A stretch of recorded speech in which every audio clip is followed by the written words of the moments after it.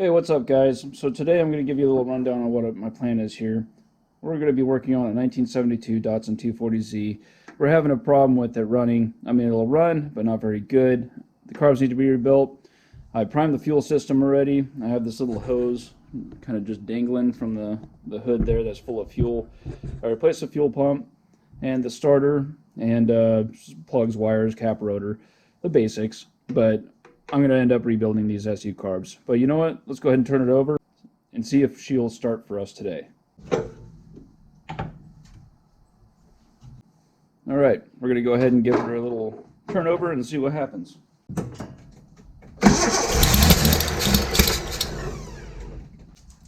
So I think that's all we're going to get out of it. Let's go ahead and start rebuilding these carbs. All right, now that we're set up to remove the front carb here, we're going to disconnect the fuel lines, the vacuum hose, the throttle linkage, undo the foundation bolts, and then remove the carburetor.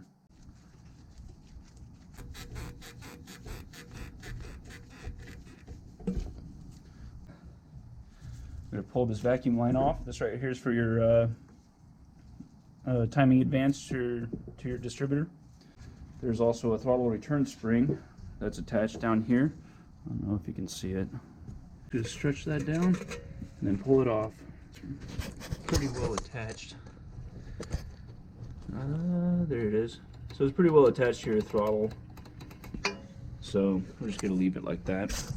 And then next we're going to be breaking loose our fasteners. So what I did was I went ahead and sprayed these a few days ago with a penetrant oil, hoping that they would break loose a little bit easier without snapping a stud or anything like that.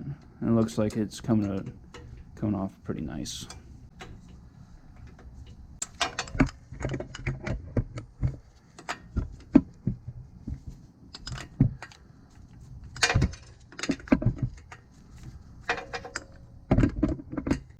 So we're just going to move on to the other side now.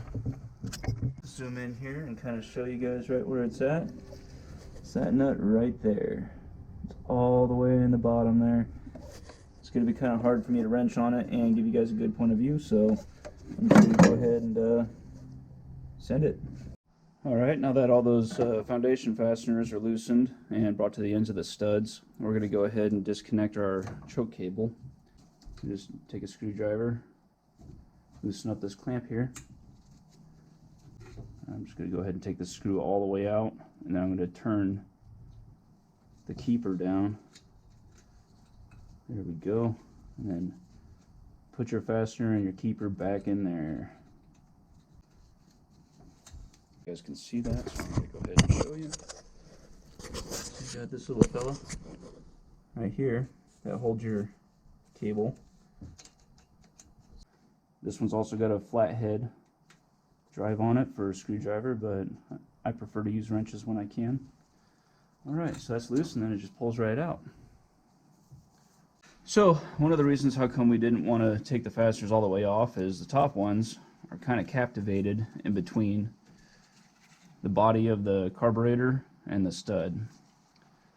So you're not going to be able to get them all the way off anyways. But the reason why I like to leave most of the nuts on the studs just backed off is so when you break this joint, you don't have a bunch of stuff flying all over the place or risk dropping the carburetor and damaging it any further than it already is. So now we're going to work on wiggling this until it kind of breaks loose a little bit, and then we can finish taking off our linkage over here, our ball and socket joint, and then we will bring this over to the bench and start disassembling it and rebuilding it.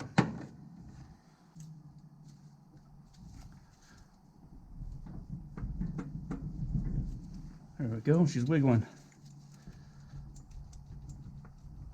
We're going to go ahead and keep unscrewing the lower ones while we're wiggling it by hand.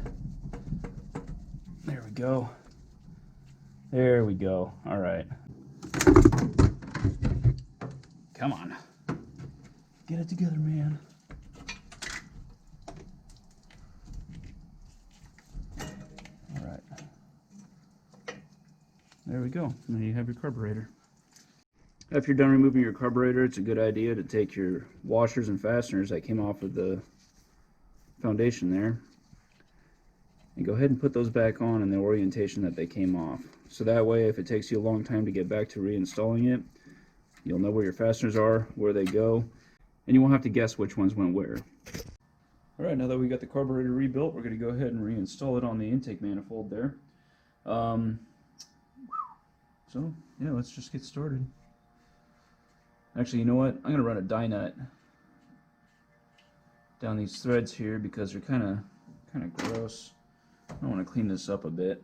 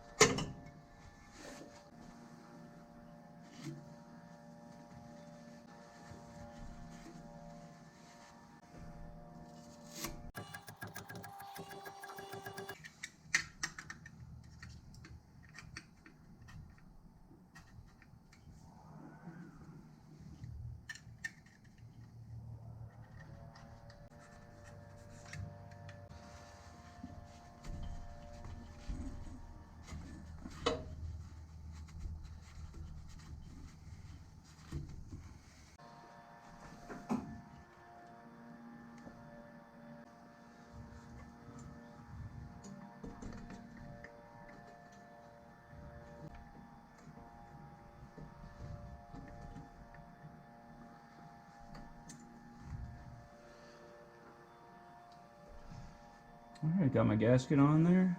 Now let's pull this little plug out over here and get this show on the road.